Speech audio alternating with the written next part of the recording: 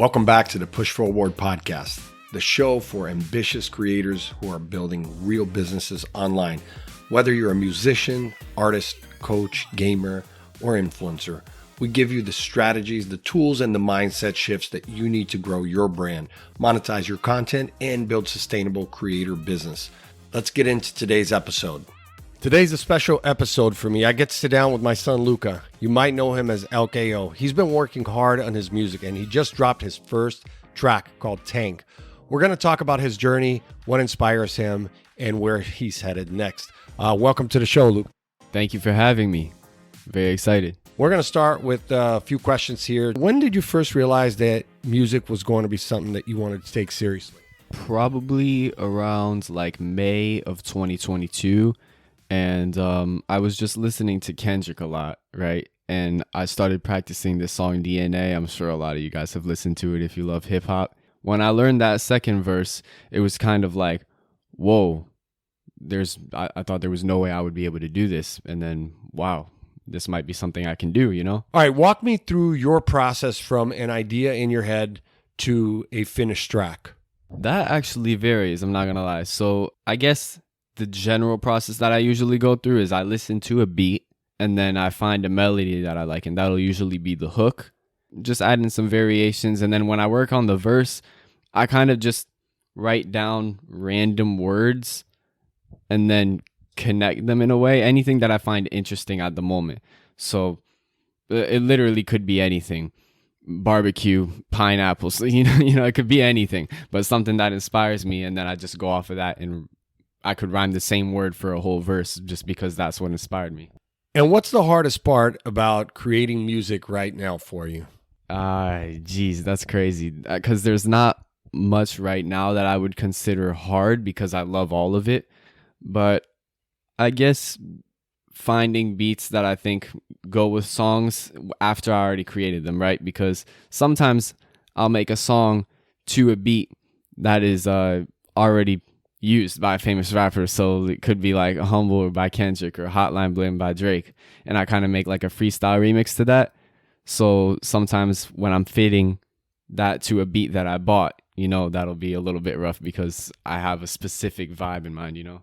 All right, now how do you balance writing about what you feel with writing what your listeners want to hear, or just, you know, taking yourself as a hip hop fan yourself, you know what listeners want, right? So I feel like you and I have talked about this a lot. It's like, even going back to that, you know, Stan Lee TED Talk that we watched years ago, which was, you know, he basically talked about he's very selfish and he actually doesn't really create any characters for anybody. He actually thinks that he's a pretty common guy and he just does it because he loves it. And it just worked out that instead of, you know, being the type of artist that just is creating something that everyone doesn't love, it just turns out what he did was very ubiquitous and loved by all. But do you ever feel like that there's a danger there in writing about just what you like versus what you know what people like? Do you ever struggle with that? Absolutely, yeah. I think Stan Lee got lucky because he created some kind of universal universe world that everyone can relate to with different characters and all that. So I guess in a way I turn on different characters for different songs. And yeah, you have to be careful, especially because, you know, as a guy and specifically in rap, if you show too much emotion, you could be considered soft, you know, and that's not the greatest narrative to paint, especially earlier in your career, unless you're making songs for the ladies, you know. In that case, then it's acceptable, but only because then guys see you as a player. So, you know, it's a double-edged sword there.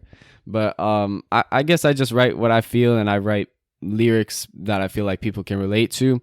And other than that, I'm just having fun with it. So now let's talk about the track itself, Tank, because, you know, I had this question a lot when we released it this week and sent it out to family from New York to Brazil and all over.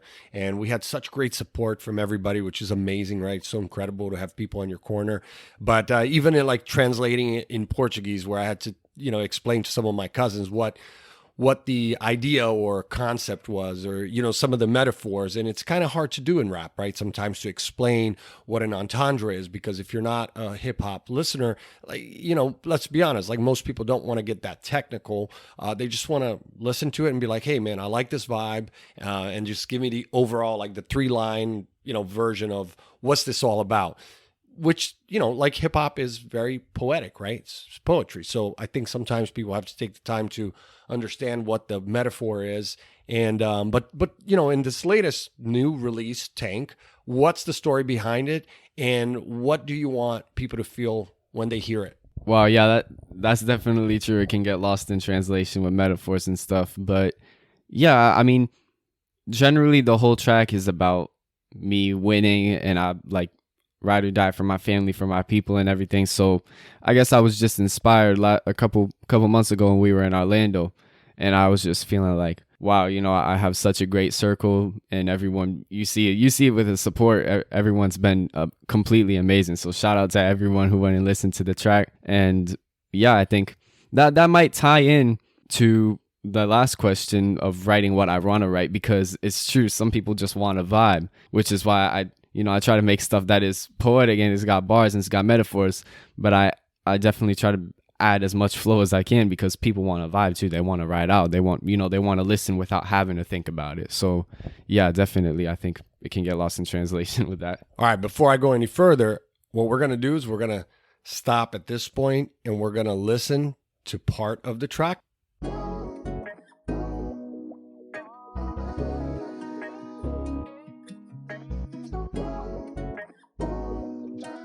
What is your mark? I'ma pull up in the tank, taking it sound like it's back in the way. Boy, Mercedes is stand out dark gray diamonds all up in their faces, and our faces like open pages. I scared of flying, I'm looking like shade. Roll up and bulletproof, look like a tank. I'ma pull up in the. Y'all in the comments too often, guess all your career is closing, shaking out the veneers is golden. I'm at the top of my peers, it's folding. They think magic for fear and they potion. Get on the track and I steer, control it. I'm in the drop, so I look at myself and I look like the mirror in motion. I wish y'all rip ties like I'm here in the ocean. If I take shots, they clear and they open.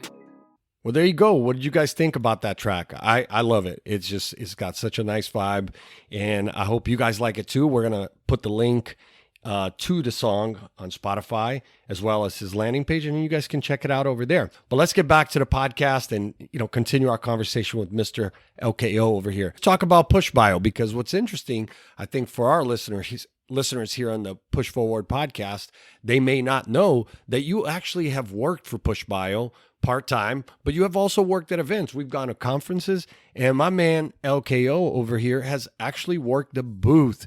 He's done campaigns and all kinds of things. So, you know, just because he's a teenager, young man over here, he's working, and he's using PushBio to promote his music, right? So tell us about, you know, your experience with PushBio so far, like all the different tools that we're using, from QR codes to landing page, payment tools and whatnot. Because the thing is, like, for the Push Forward podcast, we know the content that we're creating is for creators. And in that creator world, whether influencers, whether it's musicians, it's like you want to put your time into your craft. And it's so hard to look at all the other aspects of business, whether it be financial, whether it be content, marketing, advertising. Most people don't like to put time into that, with good reason, right? They don't want to spend all their time on social media, but you know, you have to engage with the fans. So you got to have somebody doing it. PushBio allows you to do that. So just kind of tell us how it's helping you stay organized in your sort of daily workflow. Absolutely. Yeah. Everything about PushBio has been such an amazing experience, because working at the booth, you know, that's marketing right there. And that's big knowledge for the music industry, because marketing is huge. And PushBio is a crazy tool, because I remember printing QR codes and stuff when I was younger, and how long it would take just to generate that kind of stuff. And that's only one thing. That's just QR codes. That's what people scan all the time now. You remember, you had a whole ad on the Super Bowl this year, a whole 30-second ad of just a QR code.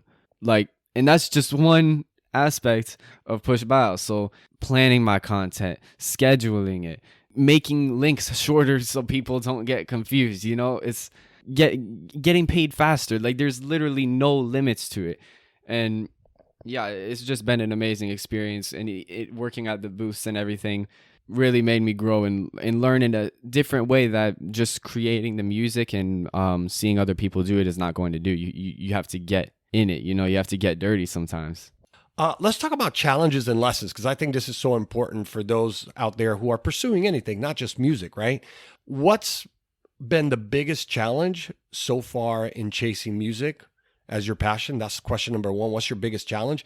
But then I also want to kind of tie in a question about handling criticism, because if you go into a career that is, creative, you're going to get criticism, right? And I don't hold back, as you know.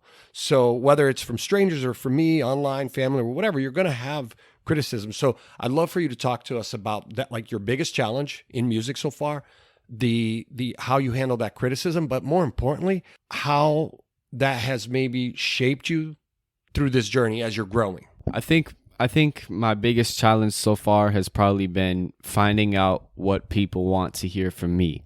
So I've gotten so many people that say they just want a hit. They want something that's catchy because they like my voice or they like the beat in particular. And then I have hip hop heads who they want bars and they want the energy, they want that raw kind of gritty feeling.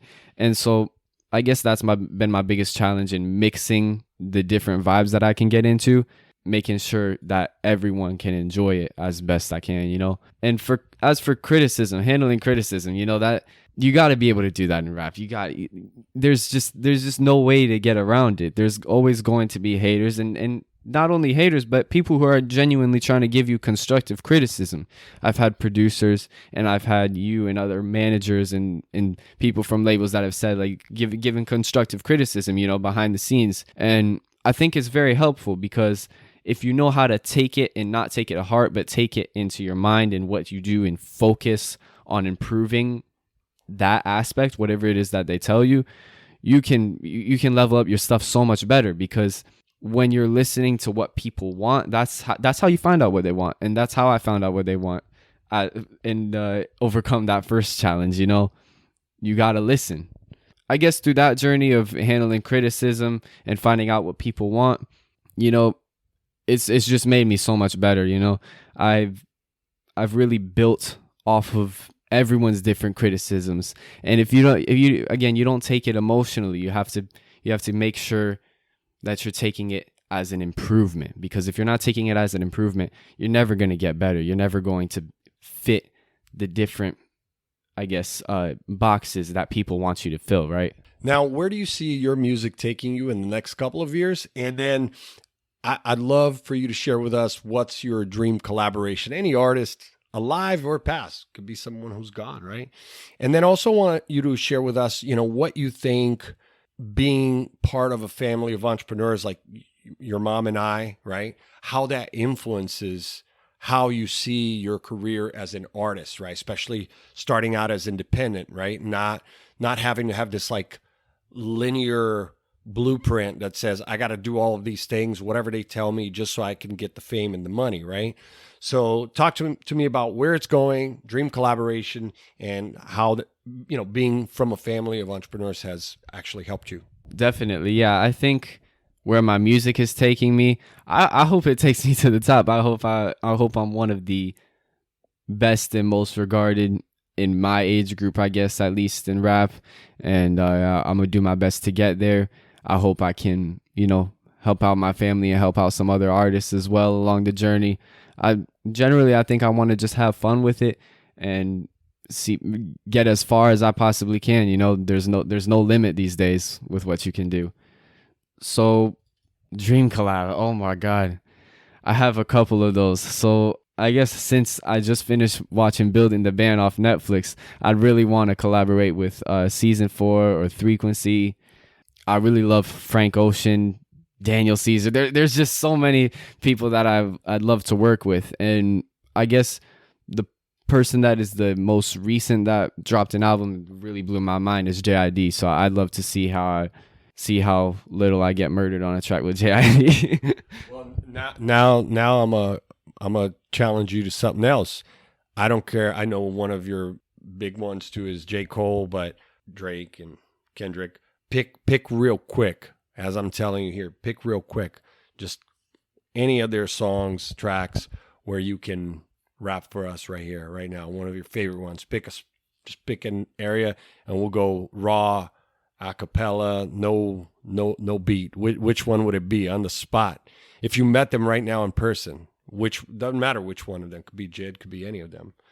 Which part of their track would you be like, hey, if that was their challenge, they're like, hey, I'll do a track with you, but you gotta spit some of my stuff right now. Yeah. Love when they argue the hardest MC. Is the K Dot, is the Aubrey or me? We the big three like we started a league, but right now I feel like Muhammad Ali. Yeah. Muhammad Ali, the one that they call when they ain't connecting no more. Feel like I got a job at IT. Yeah. Nice. See, you put them on the spot. You gotta challenge these kids, man. What advice? I want to wrap it up here, and let everybody go back to listening to your music, because we're on track 1 of 1,000,000, and every week we're going to be dropping new ones. But for those kids out there, whether they're young or older than you, what advice would you give to them if they're thinking about getting into music or anything that's creative for that matter, but they're scared to put themselves out there? Because I saw that evolution of, you before this process 3 years ago to now, and you've just embraced it in such a way that is like mind-blowing. So what advice would you give anybody? Honestly, I think just do it.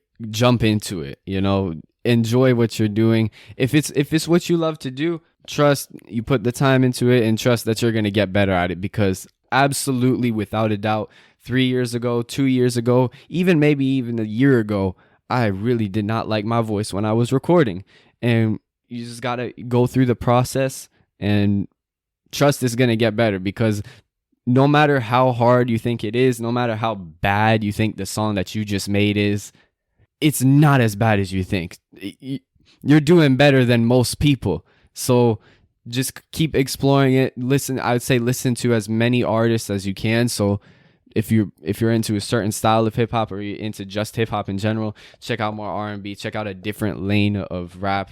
That's 100% going to help you, and just do what inspires you. That's what the best work comes out of, controlling your emotion and putting it into music, and using what inspires you to create something that is probably going to inspire someone else. So if I inspired you, keep it going, keep the ladder moving, go inspire someone else. Nice. Well, I'm really proud of you, Luke. I know mommy is too. She should be like, but no, seriously, thank you so much for sharing your story and letting people into your world as an artist. And for everyone listening, go check out LKO's new song, Tank, on all the streaming platforms. We're going to add the link over here, and make sure you follow his journey, because this is just the beginning.